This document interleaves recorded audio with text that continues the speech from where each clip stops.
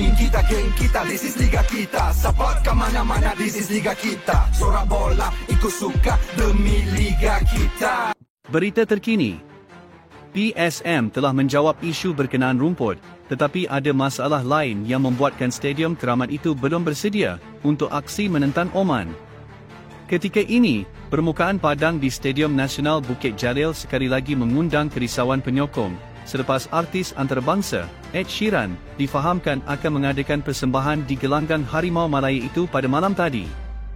Memetik daripada artikel rasmi Majoriti Online, berdasarkan gambar tular dan video keadaan terkini di SNBJ, pentas yang digunakan oleh artis kelahiran England berkenaan, telah didirikan di tengah padang, yang dijangka bakal menyebabkan padang di Stadium Keramat Harimau Malaya itu rosak, buat sekali lagi.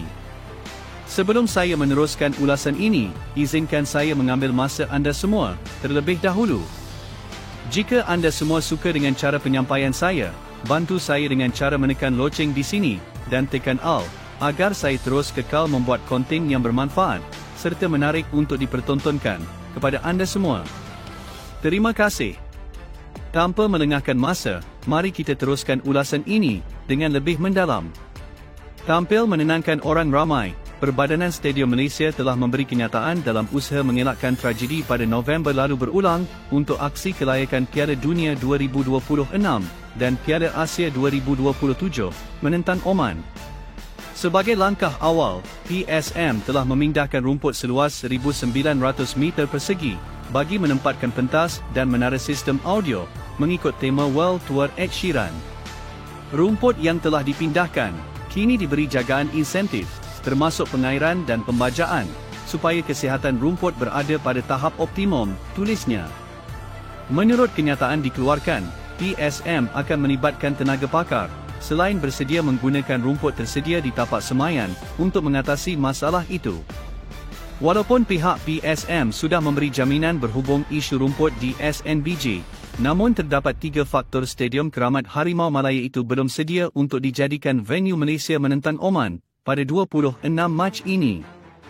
Yang pertama, akar tidak kuat, meskipun ada rumput yang tersedia di tapak semayan.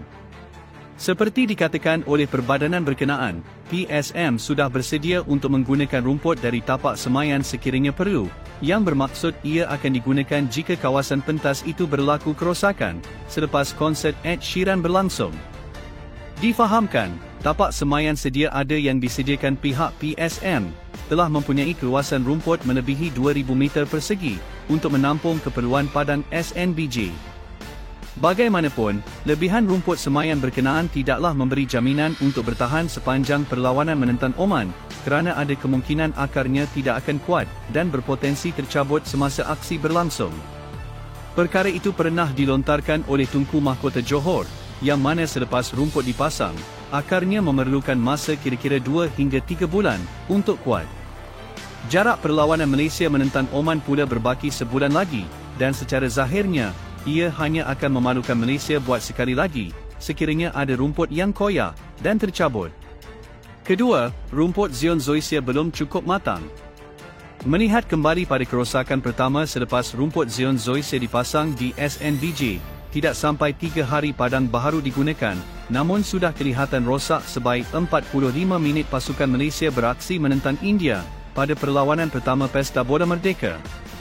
Rumput Zion Zoysia di gelanggang keramat itu digunakan pada Oktober 2023, dan sehingga kini, ia masih belum cukup matang, kerana ia memerlukan masa kira-kira 6 bulan untuk mencapai standard seperti di Stadium Sultan Ibrahim.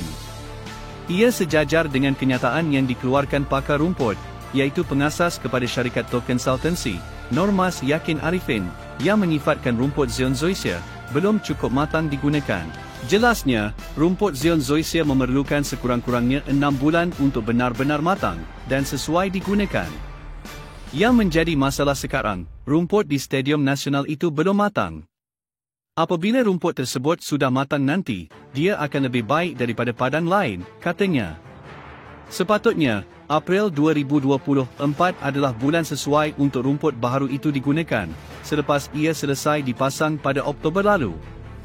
Namun lain pula jadinya, apabila padang berkenaan sudah dirasmikan dengan perlawanan pesta bola dan konsert yang berskala besar. Dan yang terakhir, jika rumput tidak kuat, ia akan mencederakan pemain. Tragedi pemain yang ditimpa kecederaan susulan beraksi di padang rosak boleh timbul lagi jika Stadium Nasional kekal dipilih sebagai venue perlawanan pada aksi kelayakan Piala Dunia 2026 dan Piala Asia 2027 menentang Oman. Insiden padam makan kaki pemain boleh dilihat ketika perlawanan akhir Piala Malaysia 2023 saat JDT menentang Terengganu FC pada Disember lalu.